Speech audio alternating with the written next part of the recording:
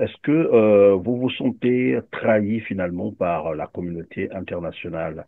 J'ai même entendu dire que bon, la MONUSCO, qui devrait assurer évidemment voilà la sécurité, est moins armée que les rebelles. C'est quand même curieux d'entendre qu'une force internationale de maintien de la paix soit moins armée que les rebelles.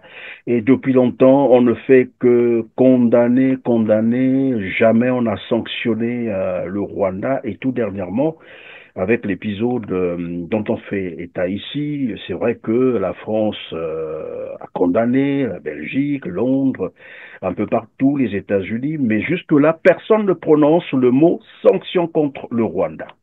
Est-ce que vous vous sentez trahi finalement? Je ne me sens pas trahi, mais je dis tout simplement, pleurer, crier, c'est aussi être lâche. Toute personne qui veut avancer se prend en charge. Et la République démocratique de Congo n'a pas à quémander. Elle doit s'imposer.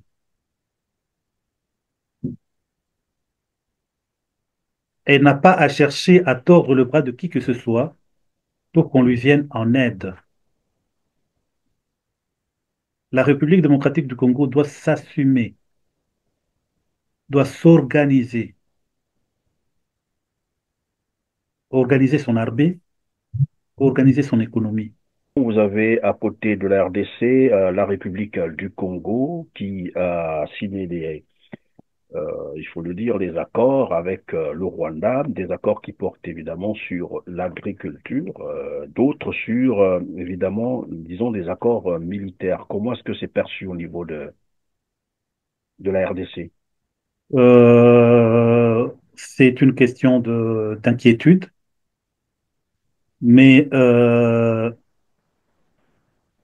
Congo, la République démocratique du Congo, si elle est forte, si elle est organisée, ça ne devrait même pas faire partie de ses préoccupations.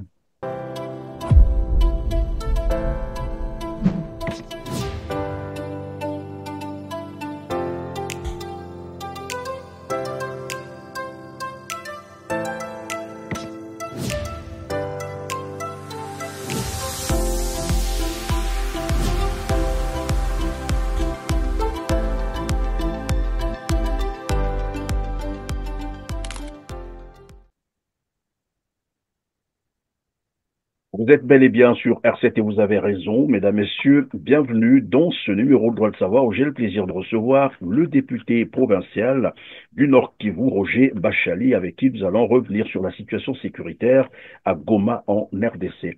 Bonjour, monsieur le député. Bonjour. Merci, monsieur le député, d'avoir accepté notre invitation et c'est avec plaisir que nous vous recevons sur notre plateau R7. Alors, on parle d'au moins 700 personnes tuées, 2800 blessés lors des combats pour le contrôle de la ville de Goma dans l'est de la République démocratique du Congo entre dimanche et jeudi dernier, selon l'ONU. Goma qui serait désormais sous le contrôle du mouvement M23. Quelle est actuellement la situation à Goma? Je rappelle, permettez-le-moi, à nos internautes que nous sommes dimanche 2 février 2025, sachant bien entendu que des mouvements rebelles sont également signalés en direction de Bukavu. Oui, c'est difficile de dire la situation exacte parce que on ne peut pas être partout à la fois. Mais ce que j'ai pu constater depuis cet avant-midi, c'est que la liaison Internet est revenue et donc on peut quand même joindre des gens qu'on ne pouvait pas joindre il y a quelques jours quand on est à l'extérieur. Et donc c'est ainsi qu'on peut avoir quelques nouvelles sur le terrain, puisque moi-même, je ne suis pas sur le terrain pour le moment. Oui, mais au moins vous avez des relais, des gens qui peuvent vous informer sur la situation, d'autant plus que vous êtes aussi député, je l'ai rappelé tout à l'heure, provincial. Exactement. Alors, quelles sont les dernières nouvelles? Hop, les dernières nouvelles, c'est la décompte macabre qui est en train d'être fait. Les corps sont en train d'être acheminés vers les morgues. Et c'est vraiment triste, c'est dommage, c'est malheureux. Il y a plein, plein, plein de blessés. Plein de blessés. Alors, il y a, comme qui dirait, une revendication du contrôle de la ville par, curieusement, les deux partis. Du côté du gouvernement, les FARDC disent qu'ils contrôlent Goma. De l'autre côté aussi, voilà, les mouvements rebelles soutenus par le Rwanda, selon l'ONU, parleraient également de contrôle de la ville. Bon, le fait est qu'aujourd'hui, les cadences de tir ont pratiquement baissé ou bien ils sont inexistants. Euh, pour celui qui veut le savoir, il comprend ce qui se passe. Donc, le gouvernement n'a pas pu tenir hors de la ville la rébellion. Oui. Et s'il y a encore quelques petites poches où il y a un crépitement de balles, c'est pas ça tenir une ville. Donc On c'est une parlerait résistance qui est à s'effondrer. On parlerait d'une simple résistance, c'est ça. Nous avons vu également Corneille Namunga, l'ancien, je crois, président de la commission électorale, qui aujourd'hui est à la tête de l'Alliance Fleuve Congo, qui revendiquait la prise finalement de Goma. Si vous pouvez nous parler finalement de ce M23 qui semble avoir trop de tentacules, on ne comprend plus rien. On dirait que c'est un mouvement rebelle soutenu par l'armée rwandaise. Ça a été dit formellement par l'ONU. Mais de l'autre côté, on voit également Corneille Nangaa qui s'affiche avec l'alliance, comme je l'ai dit tout à l'heure, Fleuve Congo. Que se passe-t-il concrètement? Vous savez, je ne suis pas militaire, je ne suis pas des renseignements. C'est difficile de savoir si Corneille Nangaa a combien de troupes, depuis quand, combien il l'a formé. Je n'en sais absolument rien. Il y a une alliance qui est mise en avant avec le M23 et tout cela, je n'en sais absolument rien de comment ils ont fait leur alliance. Mais il est vrai qu'aujourd'hui, on le voit tous ensemble. Alors, comment ça marche? Je n'en sais absolument rien. Oui, mais monsieur le député, vous avez vu tout de même les images où on a enrôlé beaucoup de jeunes congolais en plus dans ce mouvement que revendique d'ailleurs Corneille Nangaa, qui dit vouloir marcher jusqu'à Kinshasa. Il y a des images d'enrôlement, c'est évident, mais combien sont enrôlés? C'est ça la question. Quelle est la réserve d'hommes de tout un chacun? C'est aussi ça une autre question. Oui, mais monsieur le député, avant, nous croyions que c'était finalement une agression. Bon, l'agression, c'est le Rwanda, et ça, c'est désormais formel. C'était pour le contrôle des matières premières, c'est-à-dire la zone hein, où il y a beaucoup plus des matières premières, critiques, il faut même le dire. Bon, aujourd'hui, on ne va pas revenir sur les accords entre le Rwanda et l'UE. Alors, donc, au début, on a parlé de vouloir contrôler cette zone de l'Est de la RDC. Et là, Corneille Nangaa, comme je l'ai dit tout à l'heure, qui, bon, on a vu sur les images, hein, en train d'enrôler les jeunes Congolais, dit vouloir marcher jusqu'à Kinshasa. Et là, donc, ça prend finalement une allure, j'allais dire, politique. Nous sommes ici à Goma pour y rester comme Congolais et protéger la population contre les inciviques. Nous allons continuer la marche de libération jusqu'à Kinshasa. Cette fois-ci, vouloir marcher sur Kinshasa, c'est, bon, pour ceux qui ont compris, c'est vouloir prendre le pouvoir par la force. Effectivement, quand on vous laisse la possibilité de prendre le pouvoir, ou bien quand vous avez l'espoir de prendre le pouvoir par la force, personne ne va s'interdire d'aller jusqu'au bout, hein. Il faut que vous soyez découragé pour faire marche arrière. Et tant qu'il ne sera pas découragé par une riposte à sa juste valeur, à sa juste mesure, il va continuer, hein. Mais après, Vous savez, ce qui est compliqué dans cette histoire, c'est que, il y a plein de revendications. Aujourd'hui, Nanga revendique le pouvoir, il veut aller jusqu'à Kinshasa. Ok, c'est une bonne chose pour lui, mais il y a des revendications qui ont été mises en avant. Écoutez, il y a le M23, il y a des accords. Mais ce qui pose problème pour le commun des mortels, c'est que les accords signés n'ont jamais été publiés. Quels sont ces accords? Ces accords disent quoi? Est-ce que ces accords sont passés par la censure du Parlement? Je ne pense pas. En fait, les accords signés entre qui et qui, Entre, par Corneille exemple, Nangaa? le M23 et Kinshasa. Alors, Et, tout il y à a l'heure, d'autres- vous disiez, et puis, il monsieur y le a d'autres député, revendications. oui. Par exemple, on suit de temps en temps à la télévision le président de la République rwandaise qui parle des réfugiés qui sont au Rwanda. Là aussi, il faudrait savoir combien. Et qu'est-ce qui pose le problème pour qu'ils reviennent? Qui sont-ils? Il faut les identifier.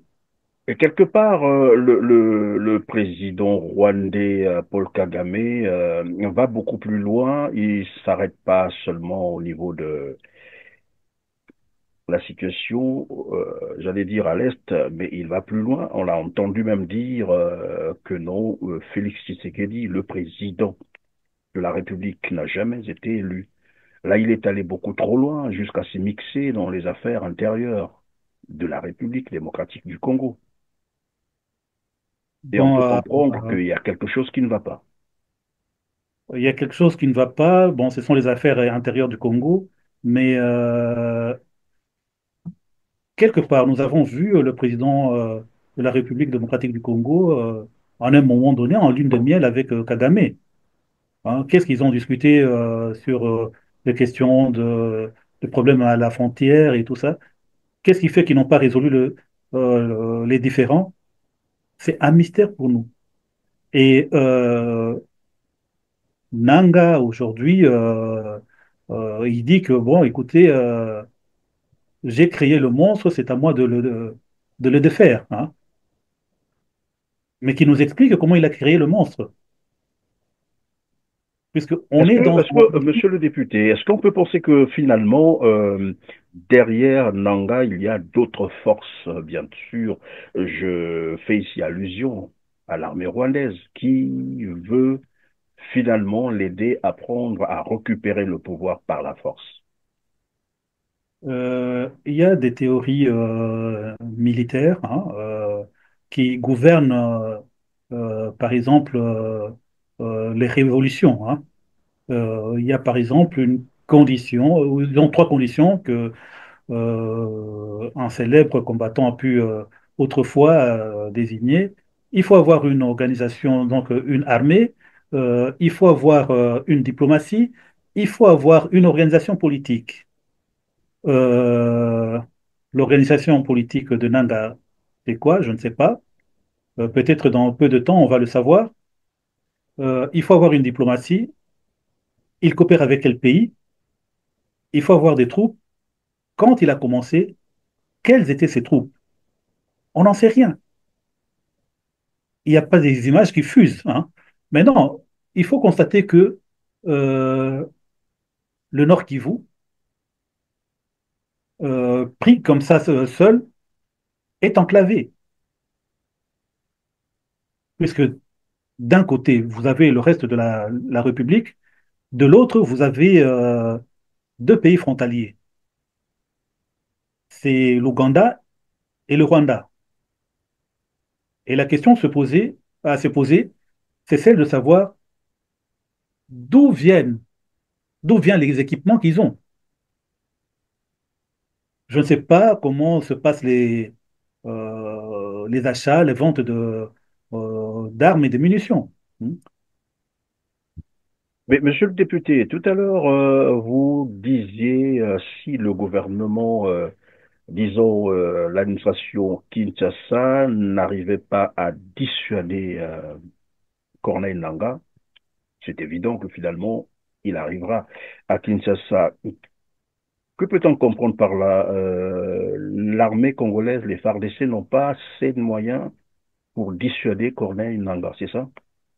Alors que dernièrement, nous savions que Kinshasa s'était quand même doté du matériel aussi performant. On a vu, on a formé des Wazalendo, on a formé tout un tas de jeunes avec voilà l'achat des armes de toute nature. On a même parlé des brouillards, des brouilleurs des ondes, des drones, voilà, un matériel performant, même des chasseurs, à en croire certaines langues.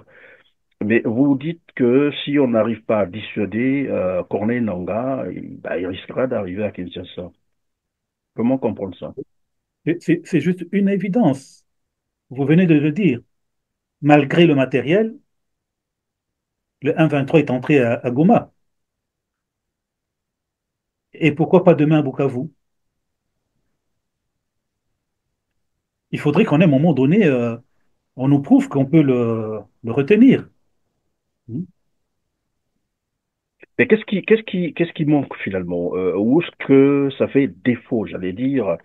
Est-ce que c'est les hommes qui ne sont pas assez motivés? Parce que la République démocratique du Congo, c'est quand même, voilà, une des puissances militaires. Je crois c'est entre, je sais pas moi si c'est la 10e puissance militaire. Comment se fait-il que un petit groupe, des rebelles, qui foncent comme ça, on ne peut pas les contenir? Où se trouverait le problème? Vous êtes Donc, député. oui, je suis député, je ne suis pas militaire, je ne suis pas rebelle, je n'ai jamais fait de Vous n'en rébellion. parlez pas au niveau de l'Assemblée, de votre Assemblée provinciale, non? Hop, c'est une assemblée qui n'est pas une assemblée de militaires. Hein. Je ne vois personne qui a fait l'armée dans cette assemblée. Vous savez, vous ne pouvez pas faire une guerre sans évaluer la force de l'adversaire. Si le 1-23, si l'alliance fleuve ou bien du Alliance euh, Fleuve Congo, oui. fleuve Congo s'est permis de s'engager dans cette guerre, ils ont des raisons. Ils ont confiance en eux. Ils ont planifié. Ils savent ce qu'il y a devant eux. Et c'est au gouvernement maintenant de dire, écoutez, nous fermons nos prêches, puisque le 1-23 a suffisamment avancé, on ferme le prêche, on le repousse. Mais si on ne le repousse pas, ils vont arriver à Kinshasa. Évidemment, pendant que vous dites ça, monsieur le député, c'est que nous avons entendu dire le président de la République Congo démocratique, Félix Tshisekedi, promettre d'ailleurs la paix aux Congolais. Il avait même promis consacrer son deuxième mandat à la libération de l'Est de la RDC. Et bien curieusement, sur la toile, au niveau de l'Afrique, beaucoup plus au niveau de l'Afrique, il y a des critiques qui fusent. Comme quoi, il serait trop complaisant, il ne serait pas assez pragmatique, il prend les choses un peu trop tard, s'il faut le dire. La preuve, c'est que même la rupture, hein, les relations entre Kinshasa et Kigali n'ont été rompues que, bon voilà, la semaine dernière, s'il faut le dire. Qu'est-ce qui peut expliquer ça? Franchement, me demander de trouver des explications à cela, c'est un peu trop me demander puisque euh, je ne suis pas un député national. Je serais un député national, j'aurais demandé à ce que on puisse convoquer le ministre de la Défense, qu'on puisse convoquer les chefs d'état-major en commission de défense et essayer de savoir ce qui cloche. Mais de toute évidence, il y a quelque chose qui cloche, tout simplement parce que la rébellion avance. Mais moi, je ne suis qu'un député provincial et qui n'a pas Oui, accès. mais c'est votre territoire qui est occupé, monsieur le député. Il Oui, y a j'en péril suis pas. en la demeure, là. Oui, évidemment. Mais je n'ai pas accès aux informations. Mais il se fait que il y a un certain problème qui se pose et que malheureusement, le commun de mortels ne parvient pas à comprendre. Après toutes ces négociations qui ont été menées bien avant, bien sûr, cet épisode où le M23 finalement a décidé de vouloir s'emparer de la ville de Goma, nous savons que, bon, d'ailleurs, cette agression dure depuis 30 ans, ça on le sait, mais bon, nous parlons ici du dernier épisode, comme je viens de le rappeler, et là, on attendait, tout le monde, si je peux me tromper, sinon presque, attendait que la déclaration du président de la République, Félix Tshisekedi, soit une déclaration de guerre frontale, carrément, pour en finir avec le Rwanda. Bon, beaucoup ont été dessus d'entendre encore toujours, voilà, négociation, diplomatie. C'est vrai que vous nous dites que vous n'êtes pas Une d'accord. déclaration de guerre est lourde de conséquences. Oui, Pour faire une déclaration de guerre, il faut avoir la certitude que on a tous les moyens, toutes les possibilités de gagner la guerre. Or, aujourd'hui, l'armée congolaise, notre armée, est en défensive. Donc, je ne vois pas l'opportunité, la raison de déclarer une guerre. l'armée, les FARDC sont en défensive, alors que l'agression dure depuis des décennies. Ça veut dire qu'on n'a pas vraiment cette volonté d'en découdre une bonne fois. Volonté, moyen, c'est difficile de le dire puisque il est difficile de savoir la logistique dont dispose notre armée. Euh, Vous, journalistes, peut-être vous avez des chiffres. Vous avez le chiffre du nombre de rebelles, leur évolution, mais à notre place, on n'a pas là où on est, on n'a pas ces chiffres. Et quand bien même on peut avoir ces chiffres, il faudrait voir le matériel que l'on a. Mais dans une guerre, il y a un paramètre qui est déterminant, savoir pourquoi on se bat et la détermination. Savoir pourquoi on se bat, la détermination, je crois que ça, les jeunes Congolais en ont. On les a vus le 28 janvier dernier, comment ils ont pris Kinshasa d'assaut en train de, bon, voilà, manifester leur mécontentement. Ils ont visité les ambassades, s'il faut le dire comme ça. La volonté, on la sent. Le problème aujourd'hui, comme disent certains à tous les niveaux, notamment en Afrique, qu'il y a comme une certaine faiblesse au niveau, permettez le terme, au niveau du gouvernement. Sinon, la volonté, elle est là. La preuve, au début de cette émission, on a parlé de l'enrôlement. On a vu les images, et ça existe, ça, on ne peut pas les contester. C'est que de l'autre côté, on enrôle et les jeunes y vont. Qu'est-ce qui manque au gouvernement de Kinshasa d'enrôler beaucoup plus de jeunes, les engager à une guerre pour défendre? Il n'y a pas plus honorable que défendre sa patrie. Oui, il n'y a pas plus honorable que de défendre sa patrie, mais les choses ne marchent pas. Et quand on n'est pas aux affaires, c'est difficile de savoir ce qui ne marche pas. Donc, c'est les secrets du gouvernement. Là, on ne peut pas dire que c'est la population. Qu'on bavarde sur qu'on cogite sur le comportement de la population, c'est une chose. On aura à dire, puisqu'on côtoie cette population. Mais ceux qui gouvernent réellement au niveau national, puisque l'armée, disons, la mission de l'armée, la défense de la sécurité, de l'intégrité du territoire, Territoire. c'est une matière nationale qui dépend du gouvernement national, pas provincial. Oui, mais je suis tenté de vous poser la question, monsieur le député. Si vous étiez aux côtés du président de la République, Félix Tshisekedi, que lui aurez-vous conseillé de faire Euh, en cette période aussi sensible où on sait que Kinshasa peut aussi tomber? de faire le choix entre faire confiance en des gens qui ne font pas avancer les choses et de se mouiller seul. Il doit se mouiller.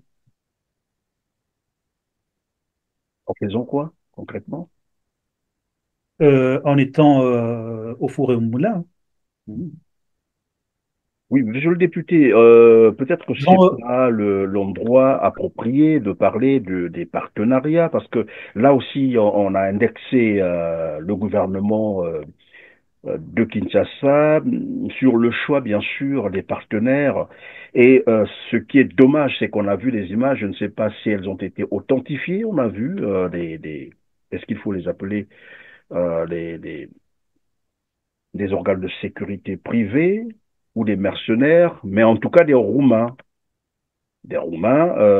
que Kinshasa avait fait venir pour, bon, selon les informations officielles, pour la formation, évidemment, euh, des FARDC ou des Ouazalendo, j'ignore tout cela, mais on a vu des Roumains, ils étaient nombreux, qui se sont rendus finalement entre les mains de l'armée rwandaise. Et ces Roumains étaient richement payés, c'est ce que nous entendons dire, alors que tout cet argent pouvait être déversé pour former les jeunes Congolais qui ont la volonté, parce que il n'y a pas quelqu'un d'autre qui aimerait mieux la RDC que les jeunes Congolais eux-mêmes.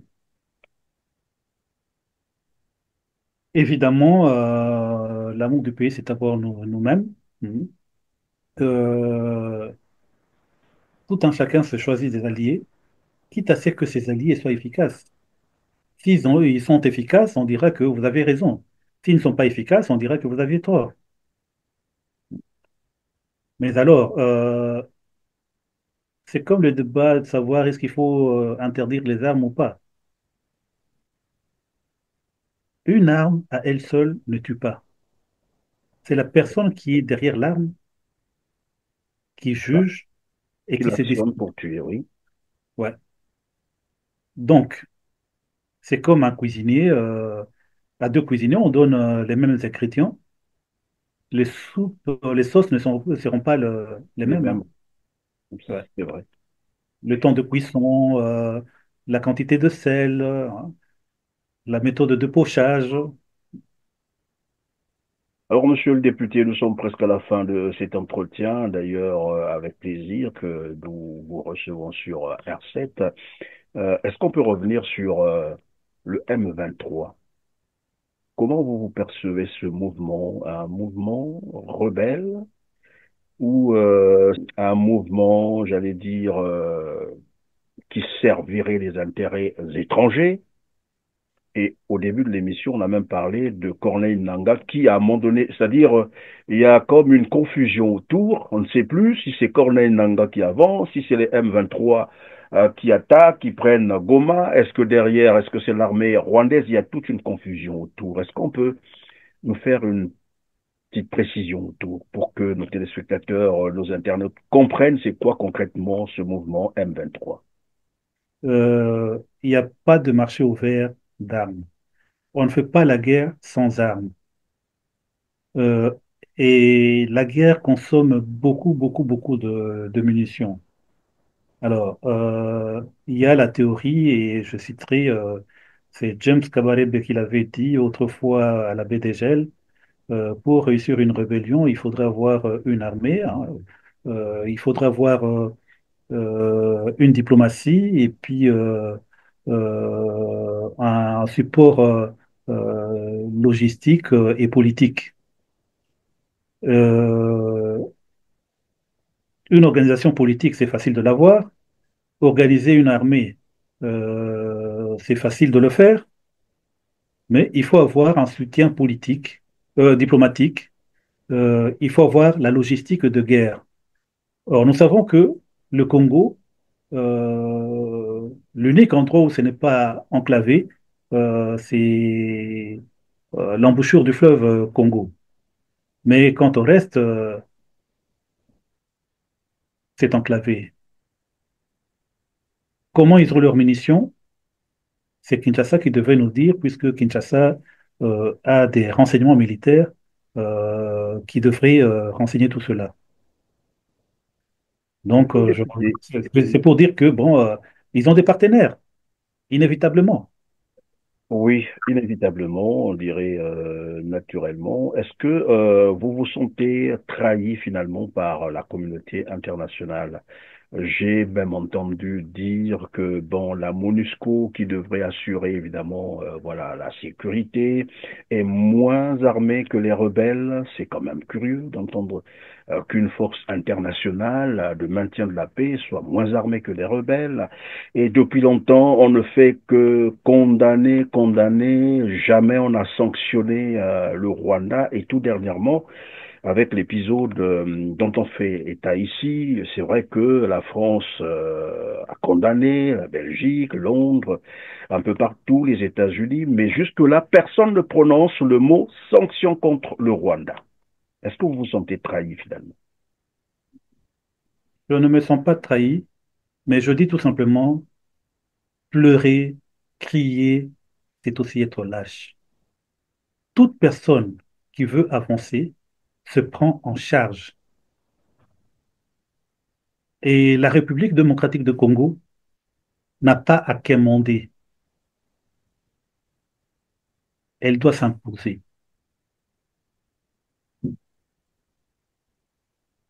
Elle n'a pas à chercher à tordre le bras de qui que ce soit pour qu'on lui vienne en aide. La République démocratique du Congo doit s'assumer, doit s'organiser, organiser son armée, organiser son économie. Vous avez à côté de la RDC la République du Congo qui a signé il faut le dire, des accords avec le Rwanda, des accords qui portent évidemment sur l'agriculture, d'autres sur évidemment, disons, des accords militaires. Comment est-ce que c'est perçu au niveau de la RDC? C'est une question d'inquiétude, mais un Congo, la République démocratique du Congo, si elle est forte, si elle est organisée, ça ne devrait même pas faire partie de ses préoccupations.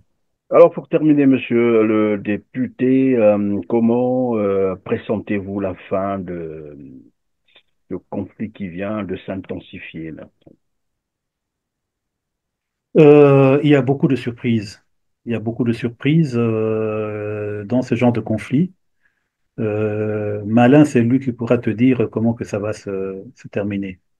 Merci, monsieur le député provincial Roger Bachali, d'avoir été avec nous sur R7, surtout de nous avoir consacré votre temps si précieux et d'avoir répondu à toutes nos questions sans détour. Un grand plaisir de vous avoir compté parmi nous. Oui. C'est moi qui vous remercie. Je vous en prie. Mesdames, Messieurs, c'est la fin de cette émission. Merci de nous avoir suivis. Comme d'habitude, cliquez sur le petit pouce en l'air juste en bas de la vidéo, partagez massivement et dites-nous en commentaire ce que vous pensez de la situation à Goma, ben, disons en RDC. Sur ce, on se dit au revoir et à très bientôt. Merci.